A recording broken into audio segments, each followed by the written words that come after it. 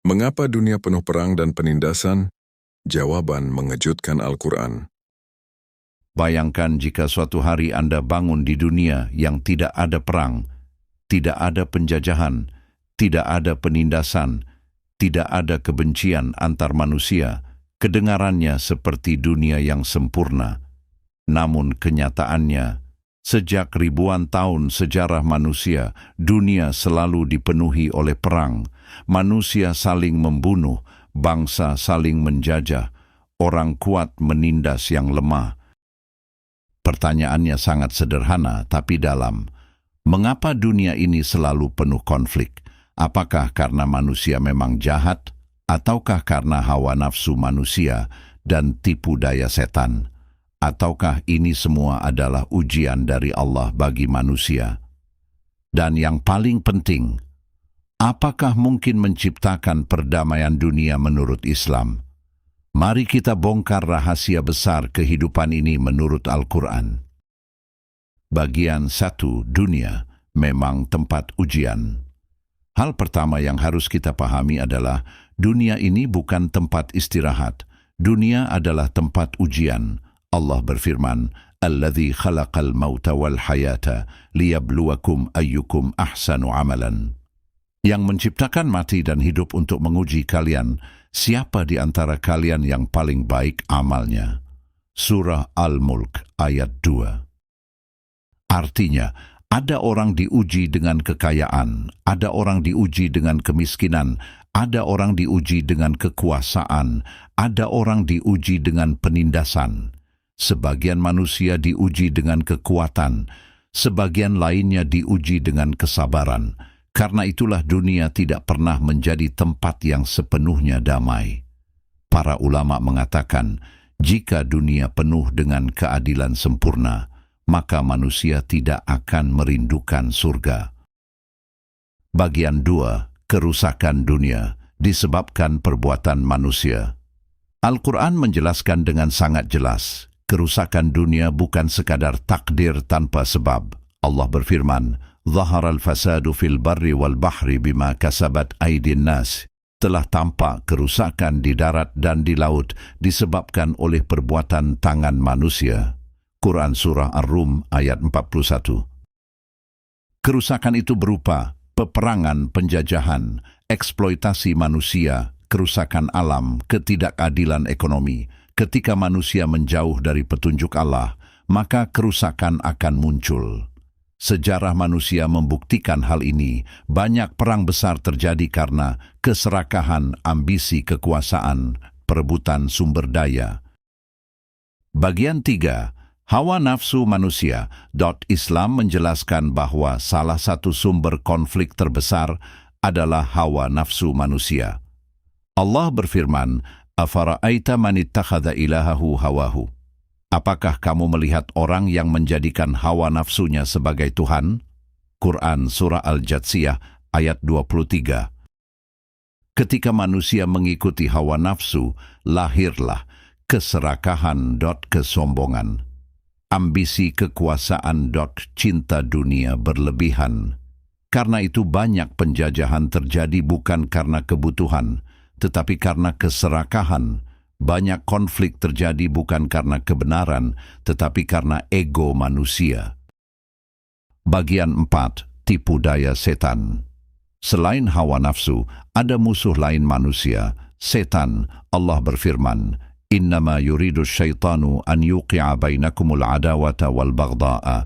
Sesungguhnya setan ingin menimbulkan permusuhan dan kebencian di antara kalian. Quran Surah Al-Ma'idah ayat 91. Setan memiliki strategi menyulut kebencian, menyebarkan fitnah, membesar-besarkan konflik. Seringkali konflik besar bermula dari hal kecil, iri hati, kesalahpahaman, kebencian. Namun ketika setan meniupkan api permusuhan, konflik itu bisa berubah menjadi perang besar. Bagian 5. Kezaliman adalah akar kekacauan dunia. Rasulullah SAW memperingatkan manusia tentang bahaya kezaliman. Beliau bersabda, "Attaqu dzulma fa inna dzulma dzulumatun yaumal qiyamah." Jauhilah kezaliman, karena kezaliman adalah kegelapan pada hari kiamat. Hadis Muslim. Kezaliman adalah perbuatan meletakkan sesuatu tidak pada tempatnya, melampaui batas, sewenang-wenang, atau bertindak tidak adil. Ini mencakup pelanggaran hak Allah, diri sendiri, maupun sesama manusia, fisik, harta, kehormatan. Zalim merupakan akhlak tercela, dosa besar yang merusak, mendatangkan azab dan kegelapan di akhirat. Ketika kezaliman terjadi, rakyat tertindas, hak dirampas, keadilan hilang, maka konflik tidak bisa dihindari. Banyak perang dalam sejarah manusia sebenarnya bermula dari ketidakadilan. Bagian 6. Apakah perdamaian dunia mungkin terjadi? Islam tidak hanya menjelaskan masalah, Islam juga memberikan solusi besar bagi perdamaian dunia. Solusi 1. Tauhid, pondasi perdamaian. Perdamaian sejati dimulai dari tauhid. Allah berfirman, "Alladzina amanu wa lam yalbisu imanahum bidzulmin ulaika lahumul amnu." Orang-orang yang beriman dan tidak mencampur-adukkan iman mereka dengan kezaliman, mereka itulah yang mendapatkan keamanan. Quran Surah Al-An'am ayat 82. Tauhid membuat manusia sadar Allah selalu melihatnya, karena itu ia tidak akan menindas orang lain. Solusi 2. Menegakkan keadilan Islam, menjadikan keadilan sebagai fondasi masyarakat. Allah berfirman, "Innallaha ya'muru bil adli wal ihsan." Sesungguhnya Allah memerintahkan keadilan dan kebaikan. Quran Surah An-Nahl ayat 90. Tanpa keadilan, konflik akan terus muncul, ketidakstabilan akan terus terjadi. Dunia akan penuh pemberontakan.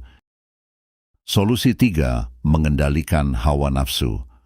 Islam mengajarkan manusia untuk menundukkan hawa nafsu. Para ulama mengatakan, perang terbesar manusia adalah melawan dirinya sendiri. Jika manusia mampu mengendalikan keserakahan, ambisi, kebencian, maka banyak konflik bisa dicegah. Solusi 4. Akhlak mulia.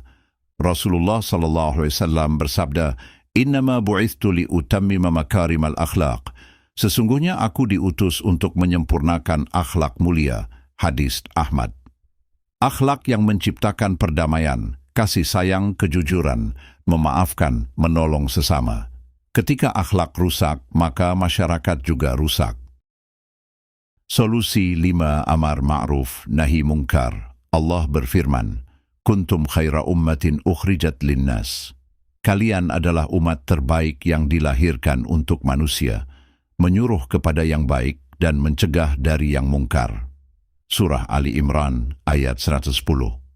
Jika kemungkaran dibiarkan, kerusakan akan menyebar. Karena itu umat Islam memiliki tanggung jawab moral untuk menegakkan kebenaran, melawan kezaliman, menjaga keadilan.